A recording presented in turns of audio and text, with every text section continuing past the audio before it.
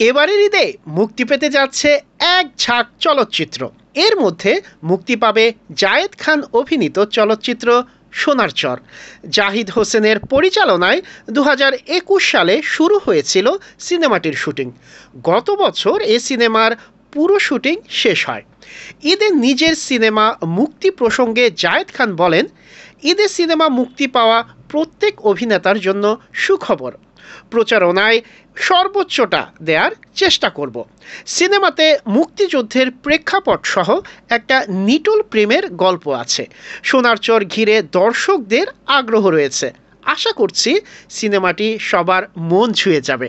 সোনার চরে অভিনয় প্রসঙ্গে সময়ের আলোচিত এই অভিনেতা বলেন, আমার ক্যারিয়ারে সবচেয়ে শ্রম দেয়া সিনেমা হচ্ছে সোনার চর। মাসের পর মাস চুল না কাটা, শীতে নদীতে সাঁতরে শুটিং করা সহ এই সিনেমার জন্য কত যে শ্রম দিয়েছি সেটা সোনার চর দেখলে দর্শক বুঝতে পারবেন। ঈদে সিনেমাটি আলোচনার তালিকায় প্রথমের দিকে রয়েছে, এমনটাই মনে করেন জায়েদ খান। বললেন, আমার ক্যারিয়ারে প্রথম ভালোবাসা ঈদে মুক্তি পেয়েছিল। এ কারণে ঈদে সিনেমা মুক্তির ব্যাপারে আমার মধ্যে একটা থ্রিল তো কাজ করছেই।